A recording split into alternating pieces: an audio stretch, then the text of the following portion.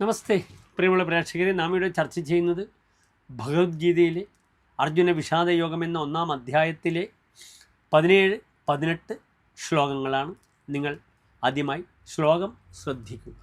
കാശ്യശ്ച മഹേശ്വാസഃ ശിഖണ്ഡീ ച മഹാരഥഃ ദൃഷ്ടദ്യുമ്നോ വിരാടശ്ച സാത്യകിശ്ചാപരാജിതഃ ദ്രുപദോ ദ്രൗപദേയാശ്ച സർവശ പൃഥിവീപദേ സൗഭദ്രശ്ച മഹാബാഹു ശംഖാൻ ദദ്മു പൃഥക് പൃഥക്.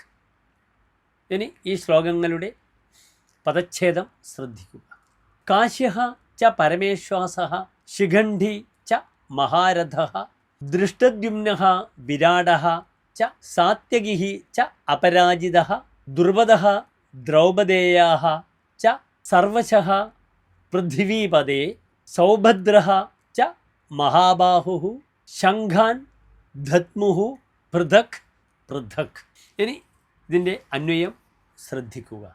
ഹേ പൃഥിവീപദേ പരമേശ്വാസഃ കാശ്യഃ ച മഹാരഥഃ ശിഖണ്ഡീ ച ദൃഷ്ടദ്യുമ്നഃ വിരാടഃ ച അപരാജിതഃ സാത്യകിഃ ച ദ്രുപദഃ ദ്രൗപദേയാഃ ച മഹാബാഹുഃ സൗഭദ്രഃ ച പൃഥക് പൃഥക് ശംഖാൻ ദദ്മുഃ. ഇവിടെ സഞ്ജയൻ ധൃതരാഷ്ട്രരോട് യുദ്ധ പശ്ചാത്തലമാണ് വിവരിക്കുന്നത്.